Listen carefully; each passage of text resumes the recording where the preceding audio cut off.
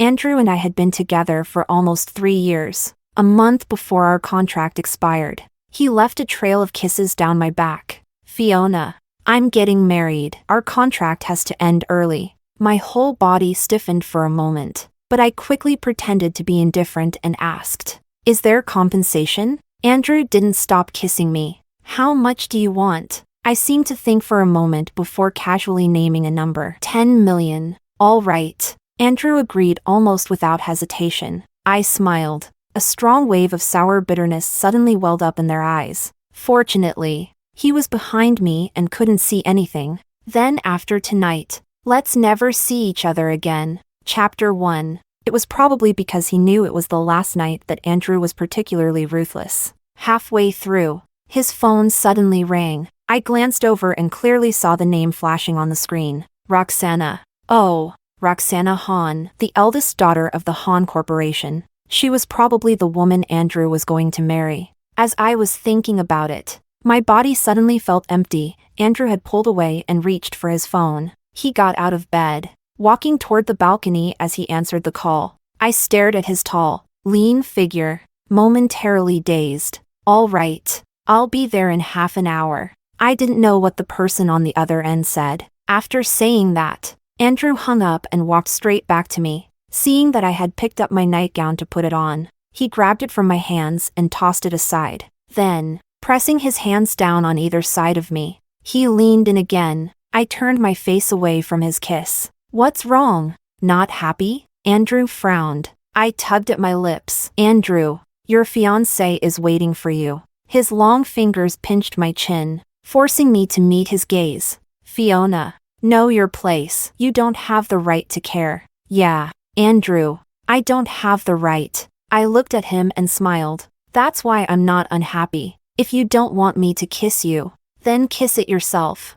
Before leaving, Andrew placed a check for 10 million on the table. He said, "I'll be dealing with this apartment. Pack up and move out soon." I nodded. "All right." When he reached the door, he suddenly stopped without turning back. "Fiona, from now on, even if we run into each other, we have to pretend we don't know each other." All right. Chapter 2. That night, I sat on the balcony, looking up at the stars for a long time. The midsummer night breeze was as stifling as this bustling city. The dazzling city lights had completely drowned out the stars. I searched the sky for half the night but couldn't find a single one. In the end, I picked up my phone and called my agent in Paris. "Hello? You finally remembered to call me. Do you know how long I've been waiting?" I was practically wilting from the wait. "What about the illustrations you promised me? The month is ending in 3 days. When are you submitting them? And what about your long-term collaboration with Hermes? They've been chasing after you to sign the contract. Also, your illustrated book reprint. Kevin, I'm planning to leave Shanghai and go back to Paris." I interrupted his endless rambling. "What? What did you say? You're going back to Paris?" "Yes. You're going back now? Why? What about your illustration exhibition in a month? Are you canceling it?" "An exhibition?" I lowered my head and smiled bitterly. Andrew had decided to marry someone else and cut ties with me. So naturally, there were things he no longer needed to know. "Yes, I'm canceling it." "No." Kevin rejected me outright. He had always been the one who spoiled me the most for the past 3 years. He indulged me unconditionally. Every time I delayed deadlines or breached contracts because of Andrew's endless demands, he either pleaded on my behalf or silently paid the penalties for me. When foreign film companies offered a high price to buy the rights to my best-selling illustration book, I refused them only to sell it for 5 million less to Andrew's production company. Kevin scolded me 1,000 times for being a fool in love, yet he still helped me sign the contract through gritted teeth. When I missed my very first illustration exhibition in Paris to take care of a sick Andrew, he was furious. But in front of everyone, he put on a smile and cleaned up my mess. Because of Andrew, looking back now, every foolish thing I had done in the past 3 years seemed to be because of him. "Fiona, listen to me. I've let you have your way with everything else. But this, absolutely not. The illustration exhibition in Shanghai next month must go on as planned. And you must attend in person." His voice was firm. My eyes suddenly turned red as I asked, "Why?" "Then tell me." Why do you suddenly not want to do it? You were the one who insisted on holding your first domestic exhibition in Shanghai. Because Andrew is getting married, and the bride isn't me. Heh. Kevin let out a short laugh, as if amused by the absurdity of it all. So that's why? I was wondering why you suddenly grew a conscience and decided to call me in the middle of the night instead of lying next to Andrew. I had no words to refute him. Fiona, remember who you are. You are the genius illustrator. Flachazzo. Now pull yourself together, if nothing else. At least do it to open that blind fool Andrew's eyes. Chapter 3. At the break of dawn, I went into the kitchen. I wanted to make Andrew's favorite breakfast for him one last time. But instead of Andrew, the person I ended up waiting for was his secretary. She was here to deliver a contract. A contract to terminate our arrangement early. I looked at Andrew's bold, forceful signature on the document and let out a self-mocking laugh. Was he afraid I would cling to him? Without hesitation, I signed my name. Fiona. When are you moving out? Now. After answering, I went to my room to pack my things. There wasn't much that truly belonged to me. All my work was done in my studio. Andrew paid me $300,000 a month, thinking he was supporting me, but aside from his endless demands in bed, he never cared about anything else in my life, including my work. Of course, he had no idea that the sought-after genius illustrator Flachazzo, whose paintings were worth a fortune, was me. I packed a small suitcase and was ready to leave. Stop. I halted and turned around. Something else? The secretary had a polite smile on her face, but her eyes were full of contempt. Fiona, the necklace around your neck, our boss bought it for you. Didn't he? I raised a hand and touched the necklace. Yes. It was from Andrew. It was the first gift he gave me after I became his. A simple heart-shaped diamond pendant. I had worn it for almost 3 years and never taken it off. Yes. The secretary crossed her arms and walked toward me. Fiona, aside from the $10 million in the contract, the boss never said he was giving you anything else. Since you have nothing to do with him now, shouldn't you return all the things he gave you? I closed my eyes briefly before replying with a single word. All right. Then I unclasped the necklace and handed it to her. Besides the necklace, you didn't take anything else, did you? She glanced at my suitcase. To make sure I complete my task properly, I need to check your luggage. You don't mind, do you? I don't mind. I placed the suitcase down and opened it for her. She rummaged through it carelessly. Aside from my documents and 2 sets of clothes, there was nothing else. And your body? She still seemed unwilling to give up. Fiona, you're not hiding anything valuable on you, are you? My face turned cold. Are you saying you want to search me? She raised an eyebrow. If we don't check, how can we prove you didn't take anything from our boss? Is this Andrew's idea? The boss pays my salary. Naturally, I do what's in his best interest. Then should I take off my dress for you to check? I was only wearing a simple, pocketless loungewear dress over my undergarments. That would be the best. Slap. Before she could finish her sentence, I raised my hand and slapped her across the face. If you want to search me, tell Andrew to come and do it himself. Chapter 4. Leaving Andrew's apartment, I went straight to 109 Rose Road. They said this was the most expensive colonial villa in Shanghai, a place money alone couldn't buy. Kevin had arranged for me to stay here, saying it belonged to a friend who was living abroad and had left the house vacant. The housekeeper and driver welcomed me warmly, their kindness almost overwhelming, as if they saw me as the true lady of the house. They took care of everything for me, even setting up the best room in the villa as my bedroom and turning another into a studio. The decor and atmosphere were exactly my style. For the first time in years, I felt something close to home, a feeling I never had in the 3 years I spent with Andrew. In the end, no matter how much of my heart I poured into him, to him, I had never been more than a casual fling. Settling in, I buried myself in work. When I finally submitted all my overdue illustrations, a weight lifted off my shoulders. This was probably the first time in 3 years that I had completed a project on time. Next, I focused on preparations for my exhibition. That evening, after discussing work with the curator and grabbing dinner, I wandered aimlessly through the streets. At some point, I looked up and saw Andrew's face on a massive screen ahead.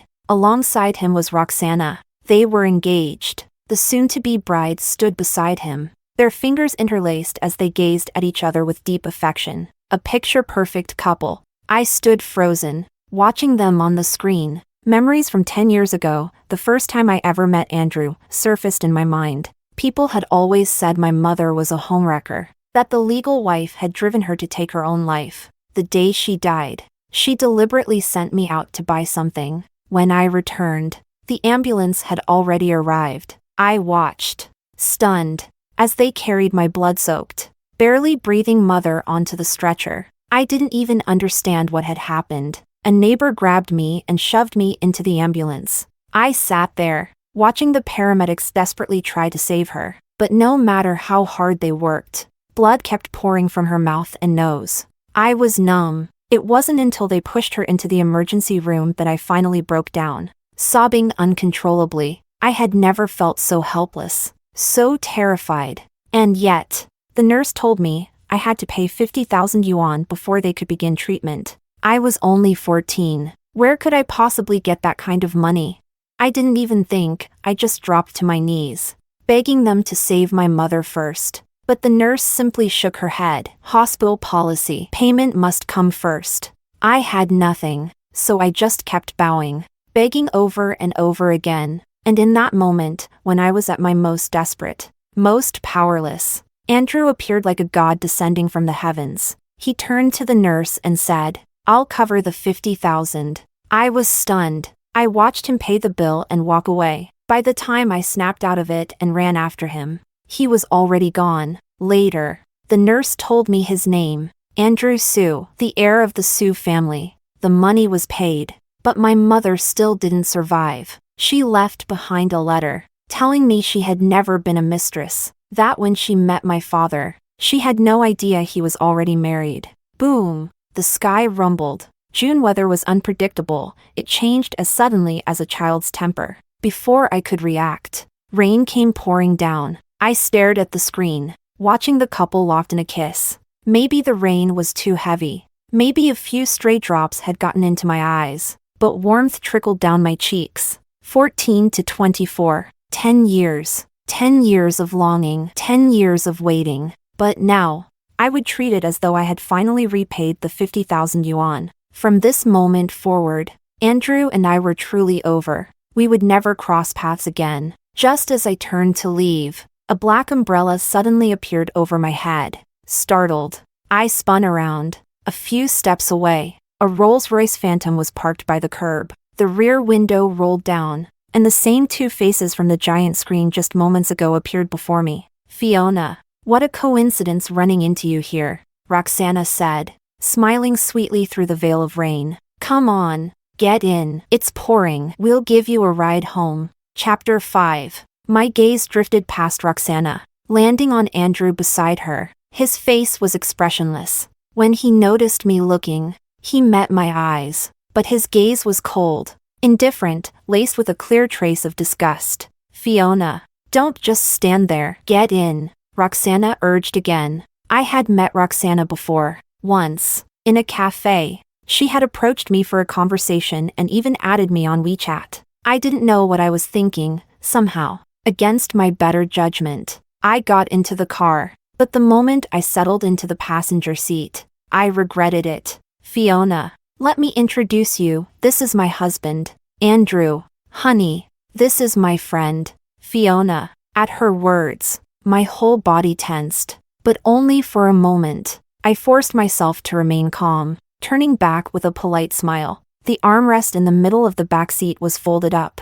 At this moment, Roxana was holding onto Andrew's arm, half of her body pressed against his side, looking at him with a radiant, affectionate smile. A dull ache spread through my chest as I lowered my eyes. "Andrew, hello. I've heard so much about you. Hello." His voice was laced with disdain. "Honey, my friend is completely soaked. Lend her your jacket, won't you?" I looked down at myself. I was drenched, so much so that even the color of my underwear was faintly visible. "Leo, give Fiona your coat." Andrew's tone was detached as he ordered the driver. Leo quickly responded and began taking off his jacket.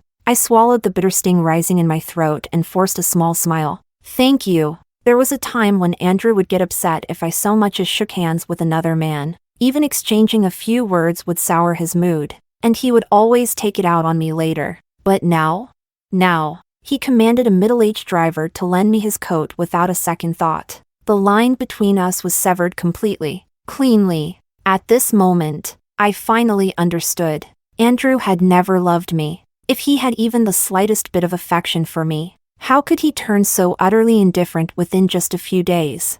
Honey, Leo's jacket smells like sweat. How could you let my friend wear that? Roxana pouted. Andrew seemed to glance at me briefly before lifting her chin with his fingers. Darling, does it not bother you for your husband to lend his clothes to another woman? Darling, how many times had he called me that in the past?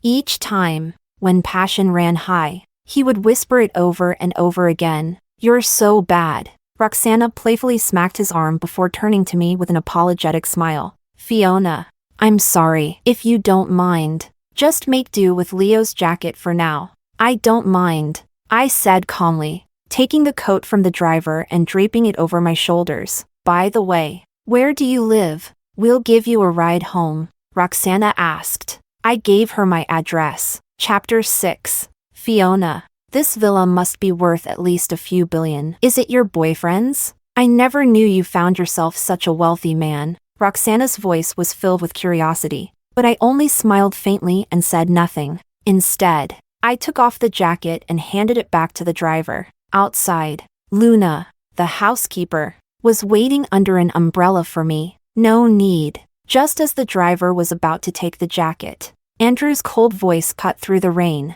Leo, have Secretary Xiao buy you a new one later. Yes, Andrew, the driver replied cheerfully. My outstretched hand froze for a few seconds before I silently withdrew it. I'll transfer the money for the new jacket to Miss Han later. Miss Han, Andrew, thank you both for the ride. With that, I pushed open the door and stepped out of the car. As I turned away, I caught a glimpse of Andrew's expression. His face was as dark as the stormy sky above. Fiona, Andrew and I are getting married on the 27th of this month. I'll have someone send you the invitation. You must come to our wedding. The 27th. What a coincidence. My exhibition was also on the 27th. All right. I agreed without hesitation, feeling nothing at all. As soon as I stepped out, Luna immediately covered me with the umbrella, shielding my rain-drenched self. Oh dear. Fiona, how did you end up soaked like this? You're freezing. If you don't warm up, you'll catch a cold. Go take a hot bath right away. I'll make you some ginger tea. I didn't know if it was the cold wind or something else. But suddenly, my eyes stung. Luna, she reminded me so much of my mother. Later that night, I was curled up in bed, half asleep with a book in my hands, when my phone suddenly rang. An unknown number. I answered. Fiona, look at you. It's only been a few days, and you've already completely blocked me? Andrew's gritted voice came through the receiver. At that moment, he was standing in the walk-in closet of the bedroom we had shared for 3 years. His gaze swept over the neatly stacked $6 million in cash and the $10 million check lying on the shelf. His temples pulsed with anger. 3 years. $6 million. Plus $10 million in compensation. Not a penny more. Not a penny less. On top of that, every single gift he had ever given me, I had left them all behind. I had been half drowsy, but in an instant, I was fully awake. Calmly, I asked, Andrew, what do you want? Right now. Immediately. Get your ass back here. Back where? I chuckled softly. Andrew, we signed a contract. Didn't we? What? Found yourself a bigger backer and now you dare to defy me? Andrew had already investigated. 109 Rose Road. It wasn't just any villa, it was a property under Cash and Lin, the heir of the Lin family in the capital, and the Lin family, not just in Shanghai, but in the entire province, was an untouchable force. Andrew, you must be joking. At this moment, I felt something I had never felt before. Not pain, not anger, just pure, unshakable disappointment. In that instant, my heart went completely still. Not even a ripple remained. Andrew, if you have nothing else to say, Please respect the contract and stop disturbing me. Fiona, when did you start sleeping with Cashin? You think leaving behind all the money and gifts means you were never kept by me? That you can just spread your legs for him with a clean conscience? Even if Cashin treats you well right now. Don't forget, you're just a woman I used and threw away. I closed my eyes and took a deep breath. Andrew, do whatever you want with the money and the things. I don't want any of it. Chapter 7. For my exhibition. Kevin flew to Shanghai half a month early. If we didn't count video calls, it had been almost 2 years since I last saw him. Not because Kevin didn't want to come, but because I had been afraid. Afraid that Andrew would find out that I was flachazzo. Afraid that he would see me and Kevin together and get upset. So, I kept making up excuses to keep Kevin away. But the moment Kevin rushed out of the airport and hugged me, my eyes unexpectedly turned misty. Through the blur of unshed tears, I suddenly caught sight of a car parked by the roadside. Inside, Andrew's face was dark as thunder. Luckily, he didn't stay long, but I never expected to run into him again in the restaurant restroom. When I turned around, he was there, standing a few steps away, leaning lazily against the sink, his gaze heavy with darkness as he watched me. My body stiffened in shock, and the moment I realized what was happening, the moment I turned to run, Andrew caught me, his arm wrapped around my waist, effortlessly pulling me back. With a forceful grip, he pressed me against the wall, his fingers like steel clamps on my jaw. Fiona, look at you, he sneered. You've really outdone yourself. In such a short time, you've already learned how to play 2 men at once. Tell me, did you start sleeping with Cashin and that other guy while you were still with me? Andrew, you're sick. I gritted my teeth through the pain of his crushing grip. My life, what does it have to do with you anymore? Heh. A cold laugh slipped past his lips, contemptuous, mocking. What right do you have to act all high and mighty in front of me? Fiona? You're the daughter of a mistress, a woman who only knows how to survive by clinging to men. What makes you think you can stand tall in front of me? I closed my eyes. You knew all along. I said, my voice calm. You knew I was the girl kneeling outside the ER 10 years ago? Yes. Andrew's response was soaked in bone-deep disdain. Your mother was a mistress. How much better could you possibly be? Your mother was a mistress. How much better could you be? So this was the man I had longed for 10 years. The man I had willingly hidden in the shadows for. The man I had served like a devoted fool for 3 years. I laughed. And in that moment, the last trace of gratitude, affection, everything, vanished. Yes, Andrew, I said softly, my voice laced with bitter amusement. I am indeed pathetic and stupid. Are you satisfied now? For a brief second, a flicker of something like regret flashed across his eyes. Fiona, he murmured, come back to me, just like before. I can give you anything except the title of my wife. Slap. Before he could finish, I smacked him across the face. Hard. Andrew, get the hell away from me. Chapter 8. Kevin, are you close with Cashin? On the way back to Rose Road, I finally asked the question that had been bottled up for nearly half a month. Yeah, we're pretty close. He's actually your biggest fan. He'll be attending your art exhibition, so you two should have a good chat. Is that really necessary? You ungrateful thing. He's been treating you well with food, drinks, and a place to stay, and you're not even going to show some appreciation? Since you said he's my fan, I'll paint something for him and leave it as a gift. That should count as repayment. Kevin was speechless. Fifi, you're really famous now. Huh? Looking around the streets filled with posters promoting my art exhibition, Kevin sighed. If you were willing, I could have signed you up for so many commercial deals that my hands would be sore from handling them. I chuckled. It's not like we're short on money. Who's we? I am short on money. Kevin shot me an annoyed look. Once we get back, you better paint 10 extra pieces a month to make up for my losses. I smiled and nodded. All right. Kevin's gaze landed on the corner of my lips, still marked by a faint trace of blood from a bite. His eyes suddenly darkened, tinged with a hint of red. Hey, Fifi, do you think if we put your photo on the promotional posters, the impact would be even bigger? Of course. After all, you're even more stunning than your illustrations. The exhibition would be packed with visitors for sure. Better not. If the crowd gets too big and things spiral out of control, any incident could negatively affect you. For the next few days, Kevin and I were busy preparing for the exhibition. Well, mostly he was busy, I just followed behind him. 3 days before the exhibition, news of Andrew and Roxana's wedding started making rounds on major media and social platforms. But I had been staying in the villa,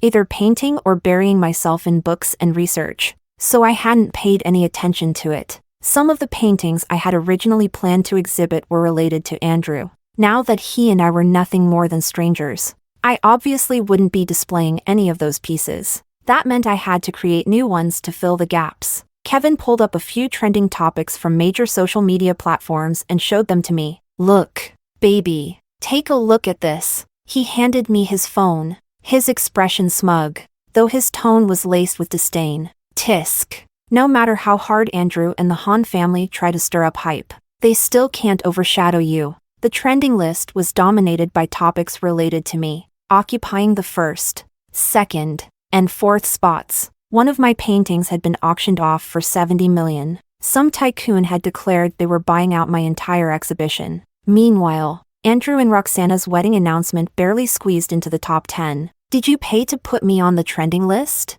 Kevin widened his eyes and flicked his wrist dramatically before jabbing his finger at my forehead. With exaggerated flair, he said, "Stupid Fifi. Did you hit your head or something?" I was speechless. Maybe it was the stress from the upcoming exhibition, but my period arrived earlier than expected. In the middle of the night, I groggily woke up from the pain. Clutching my abdomen, I made my way downstairs to brew some brown sugar ginger tea. Just as I reached the staircase, I heard faint rustling noises coming from below. It sounded like someone was rummaging through things. At this hour? Could it be a burglar? The thought sent a shiver down my spine. Conveniently, there was a baseball bat placed near the staircase. Without a second thought, I grabbed it, held my breath, and cautiously made my way downstairs. Following the sound, the noise seemed to be coming from the kitchen. As I got closer, I saw that the kitchen lights were on. I stepped as lightly as possible and peeked inside. Sure enough, there was a figure crouched in front of the cabinets, rummaging through them. My eyes widened in alarm, but I didn't hesitate, gripping the baseball bat tightly. I charged forward. Chapter 9.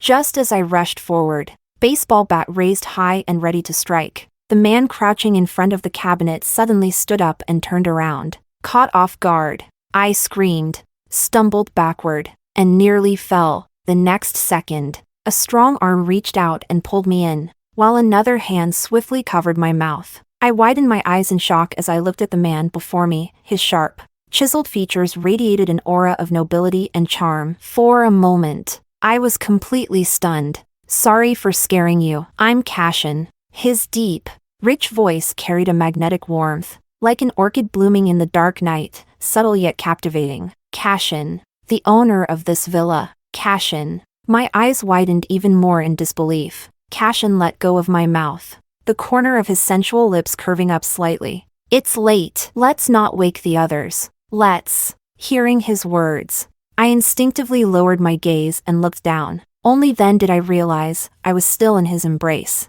my body pressed against his warm, broad chest. I was wearing a long nightgown, so there wasn't any risk of exposure. But underneath, in an instant, my face turned crimson, jolted by the realization. I sprang out of his arms as if electrocuted. Lowering my head, I hunched my shoulders slightly and stammered. Sorry, Mr. Lin. I didn't know it was you." I was well endowed, and without anything underneath. It was quite noticeable. When I was with Andrew, he particularly liked that. Cashin, towering over me with his absolute height advantage, gazed down at me. I wasn't sure if he was in a good mood, but under my half-lifted gaze, his lips curled into a charming smile. "I just got back and haven't had dinner yet, so I thought I'd make something for myself." He glanced at me. "What about you? Are you hungry?" I immediately shook my head like a rattle drum. "No.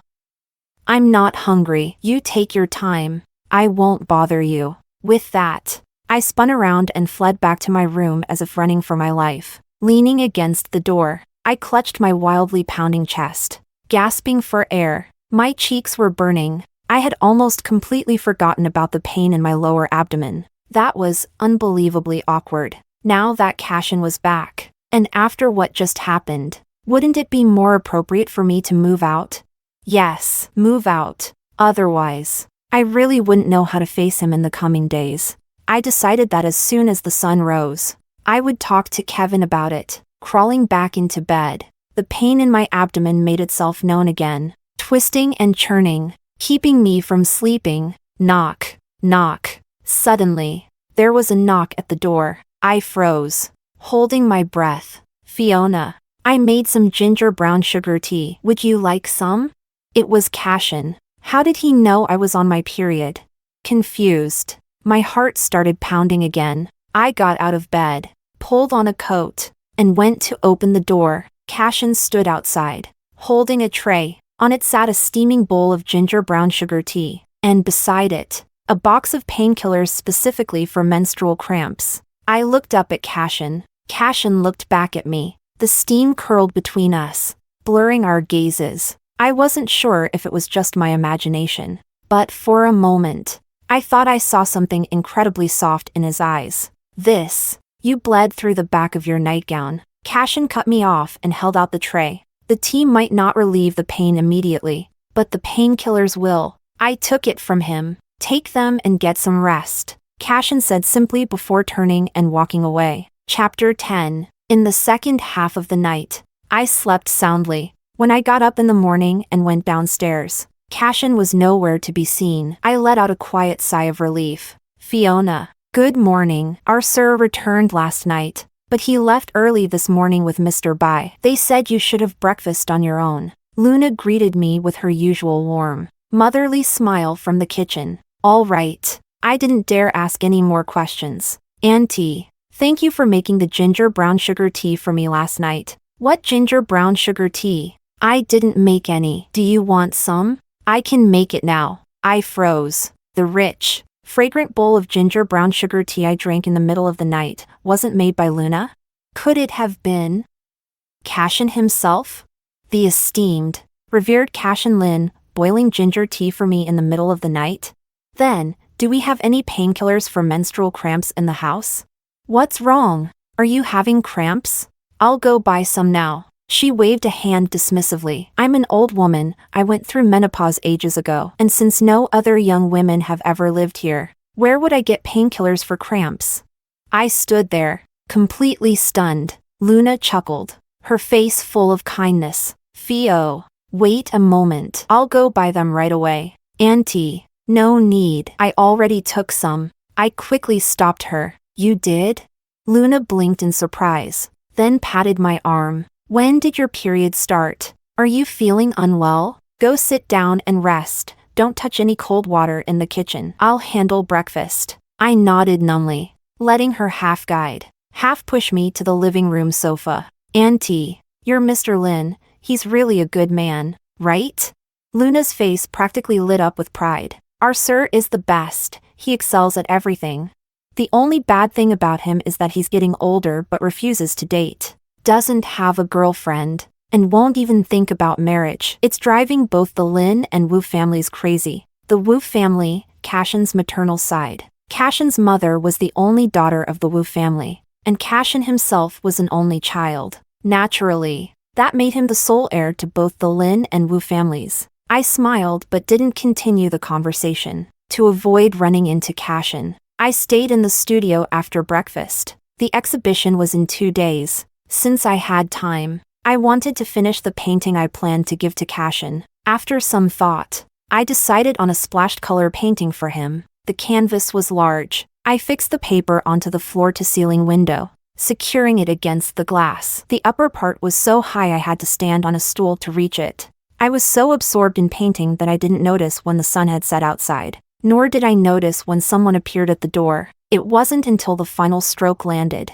and I climbed down from the stool, that exhaustion hit me like a deflated balloon. I was so thirsty, so hungry. Putting down my brush, I turned to head downstairs for food, only to lock eyes with a pair of dazzling, starry eyes. They were fixed on me, unwavering, gentle, intense, scorching. I froze, Chapter 11. I was so thirsty that I swallowed hard. Mr. Lin, how long have you been standing there? An hour, maybe a little longer. Cashin just stood there, watching me with an unwavering gaze, a faint smile tugging at the corner of his lips. I had no idea what that smile meant, but somehow, it made me feel a little self-conscious, and I instinctively looked away. I'm starving. Is there dinner? Yes. It's been ready for a while, just waiting for you. For some reason, my face felt warm. I nodded quickly. Then let's go eat. All right. Wanting to escape the awkwardness, I lowered my head and hurried past him, even without looking back. I could clearly feel him following behind me, keeping a 2-meter distance between us the entire time. Baby, you finally finished painting?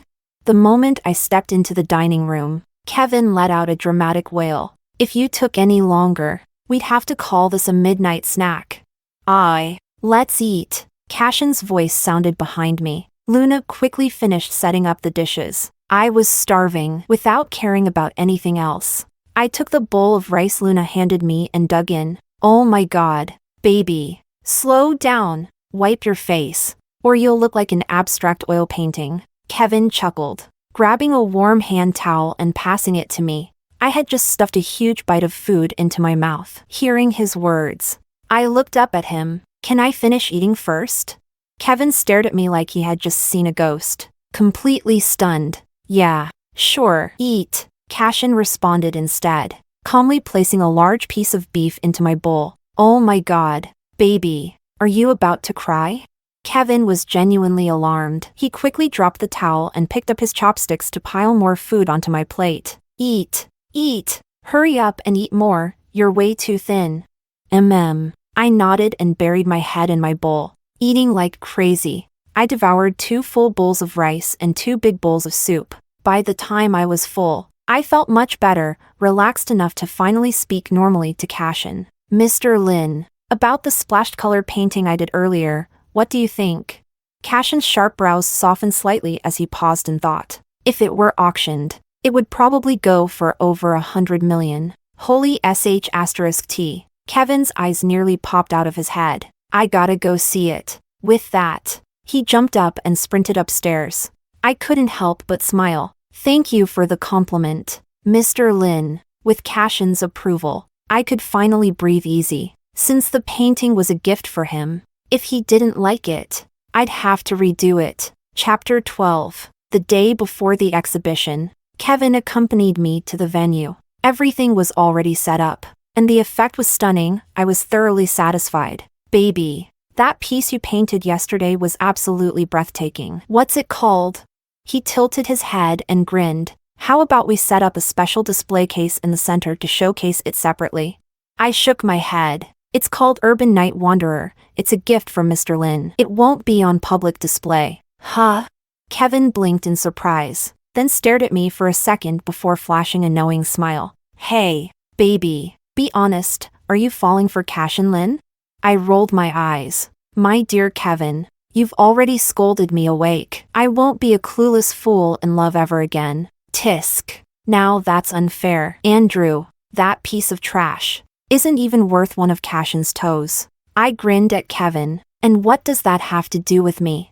To minimize my time around Cashin, I deliberately dragged Kevin out for dinner. Kevin said one of his friends had recommended a must-try restaurant, so we went. What I didn't expect, Cashin was already there, and from the looks of it, he was waiting for us. Kevin dragged me toward his table. See? Told you the recommendation was legit. I wanted to kill him, as I glared at Kevin, speechless. Cashin had already walked over and pulled out a chair for me. Sit, he said. Thank you, Mr. Lin. Kevin plopped down beside me. Cashin returned to his seat and handed me the menu. Take a look. Order what you like. Mr. Lin, you can decide. I'm fine with anything. Cashin nodded and didn't say more. He waved over the waiter and began ordering. He ordered casually, but as I listened, my heart skipped a beat, again and again. Every single dish he ordered was something I loved. Luna always cooked my favorite dishes, but I had assumed Kevin had told her what I liked. But now, I couldn't help but glance at Cashin. Just as he finished ordering, he looked back at me. Our eyes met. Under the restaurant's soft, ambient lighting, his dark eyes gleamed, intense yet gentle. I forced myself to remain calm and smiled. Mr. Lin, aren't you from the north? How do you know so much about Shanghai cuisine? Cashin's lips curved.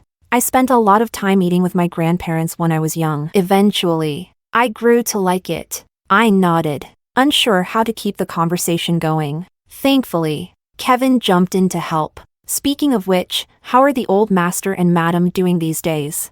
Cashin took a sip of water and said leisurely. They're still in good health, but they're planning to cut ties with me. What? Why? Kevin asked.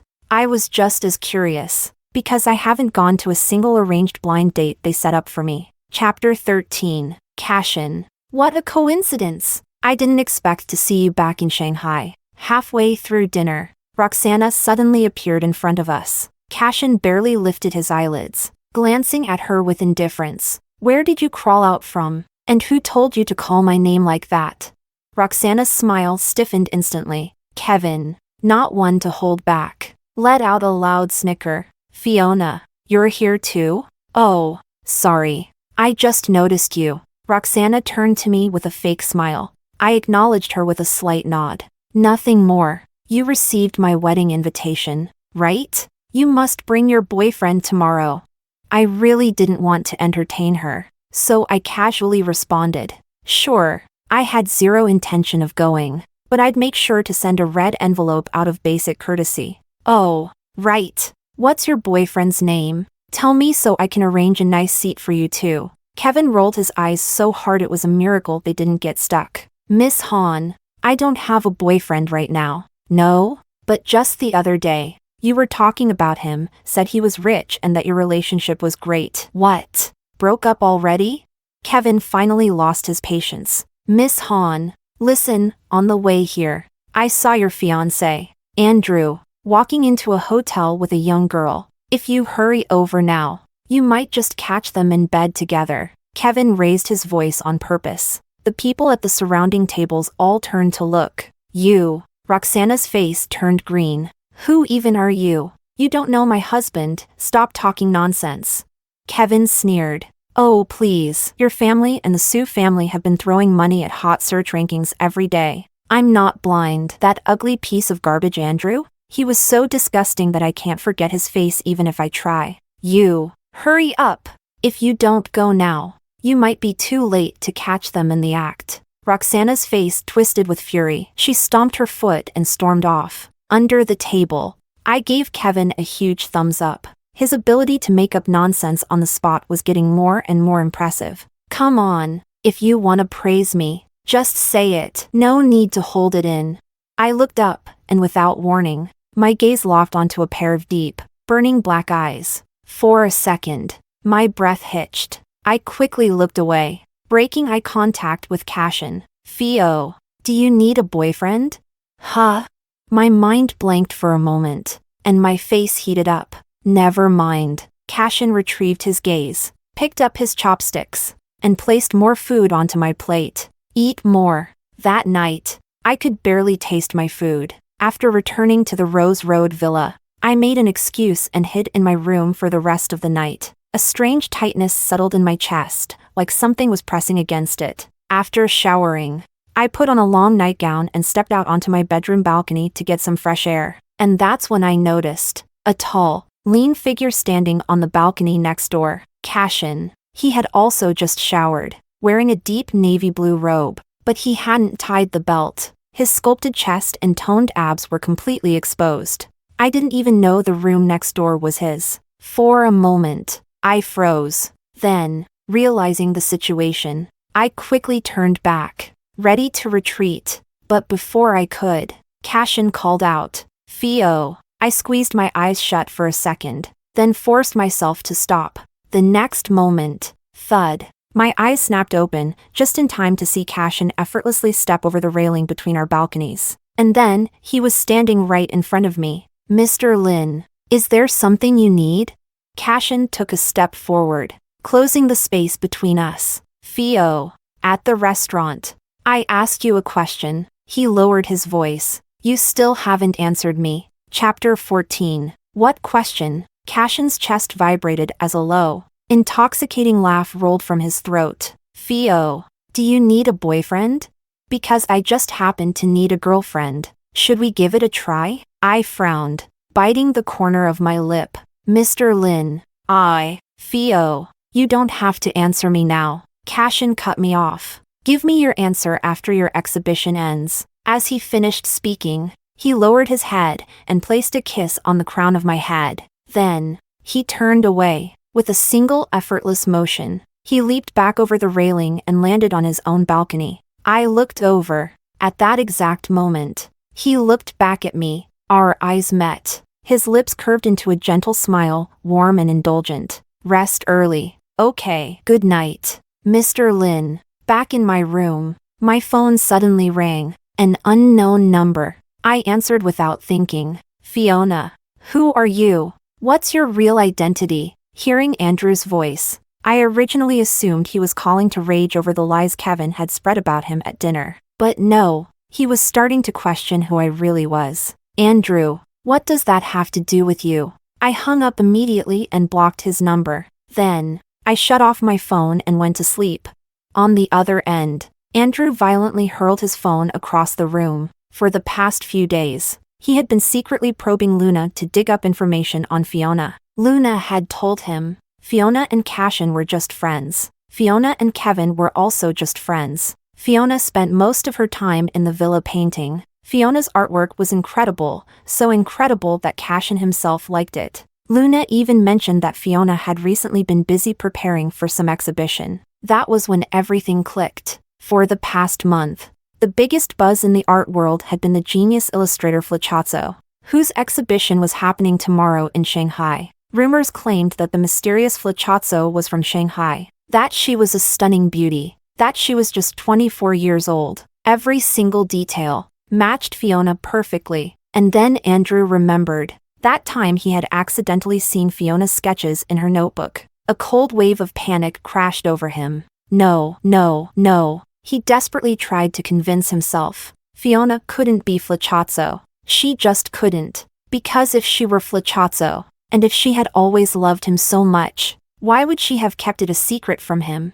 If she had only told him that she was Flachazzo, he would have married her, because Flachazzo's value would have erased all of her past imperfections. If he married Flachazzo, the entire Sue family and Sue Corporation would profit enormously. So, if she never told him, then she couldn't be Flachazzo. She absolutely couldn't be. Chapter 15. My exhibition lasted 5 days. The first day was the most important. Everything went as expected, except for one thing. Kevin, behind my back, let a whole swarm of media reporters in. Other than that, everything was fine. At the very end of my press interview, suddenly, a familiar figure burst out from the dense crowd. Andrew. He snatched the microphone from a reporter. His bloodshot eyes locked onto me. His jaw clenched in fury. Fiona, who the hell told you to hide your identity? Do you have any idea how much I love you? The crowd erupted in shock. Everyone turned to stare at Andrew. All the cameras pointed at him. His high-profile wedding with Roxana Han had been the biggest gossip in Shanghai for days. And now, here he was. At my exhibition, the venue fell into chaos. Even I froze. Andrew's tears suddenly fell. I love you, Fiona. The person I love has always been you. In just half a month, he looked visibly drained, exhausted. Hello, a reporter boldly asked. Andrew, if I'm not mistaken, today is your wedding day. Did the groom show up at the wrong venue? Shut up, Andrew roared, under everyone's stunned gazes. He stepped toward me. The security guards immediately formed a barrier in front of me. Fiona, we were together for 3 years. Was I ever bad to you? Why did you hide your identity from me? His voice trembled. I finally snapped out of my daze. Andrew, we broke up a month ago. That's because you lied to me. Andrew shouted. If you had told me sooner that you were Flachazzo, I never would have broken up with you. I would have married you today. His voice boomed across the venue. The audience fell silent for a second. Then, whispers, scoffs, glares. the CEO of Sue Corporation, was actually saying this. His meaning was clear. He only came running today because he found out I was flachazzo. Disgust spread through the crowd. My fans lashed out at him, but Andrew didn't care. He dropped to one knee in front of me. The crowd gasped. He pulled out a small box, opened it. Fiona, from the very beginning, the one I love has always been you. You're the only one I want to marry. Fiona, I love you. Marry me. Then, a cold, commanding voice rang out. Andrew, you're kneeling before my girlfriend and proposing. Did you think I was dead? The entire room fell silent. Cashin. He strode forward like a king, graceful, powerful, untouchable. Andrew's face twisted. Cashin. Fiona is my woman. Cashin reached my side in 3 steps. He pulled me into his arms. His sharp, hawk-like gaze swept over Andrew. My Fifi already said it. She broke up with you a month ago. Her boyfriend now. He tightened his hold on me. Is me. No, no way. Andrew shook his head, his eyes wild with denial. Cashin. Fiona doesn't love you. She loves me. Cashin smirked. Oh. Fifi, why don't you tell everyone? Who do you love now? I looked up at him, at those warm, indulgent eyes. I didn't hesitate. Of course. It's you. Cashin smiled. Right then, in front of countless cameras and the stunned audience, he lowered his head and pressed a deep kiss onto my forehead. The crowd exploded in cheers. Andrew, meanwhile, was dragged away by security, but as he was being pulled away, his red, swollen eyes were still locked onto me, begging, pleading. Was he regretting it? Perhaps. But what did that have to do with me? Chapter 16. Other than Andrew's dramatic appearance, my exhibition was an overwhelming success from start to finish. It went far beyond what I had expected. Major European and American media outlets covered the event, making headlines across different countries. To my surprise, a prominent collector actually made an offer. He wanted to buy every single piece in my exhibition. And the price? I could name it myself, but I refused. Instead, I let him choose 10 pieces from the collection. Everything wrapped up perfectly. As for Andrew? Well, he wasn't so lucky. Not only did he lose Roxana Hahn, but he also became the Hahn family's sworn enemy. The Hahn Group canceled all business partnerships with Sue Corporation and launched a full-scale suppression against them. Sue Corporation's reputation plummeted. Its stock prices tanked, all thanks to Andrew Sue. But honestly, I didn't care anymore. The night the exhibition ended, I booked a flight to Paris without hesitation. For the past few days, I had been avoiding Cashin, leaving early, coming home late, doing everything I could to stay out of his way. Cashin seemed to understand my intentions. So, during those days, he didn't seek me out either.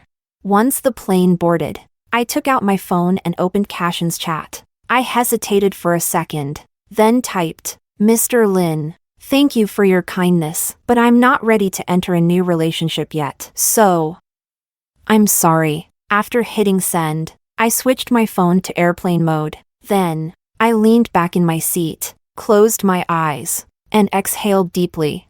Excuse me, miss, may I take my seat? A deep, velvety voice suddenly sounded above me, rich, warm, magnetic, like the notes of the most exquisite cello, played in the quiet of an ancient hall. My heart stopped. I snapped my eyes open, and came face to face with Cashin Lin, standing right there, looking perfectly at ease as if this was all meant to be. My eyes burned, a sudden, uncontrollable sting at the rims. Lin. Mr. Lin, what? What are you doing here? Cashin's lips curved into a smile, soft, gentle, radiant like March sunlight. The girl I've loved for many years is going back to Paris, so I've decided to chase after her, even if I have to pester her to death. I'm going to win her over.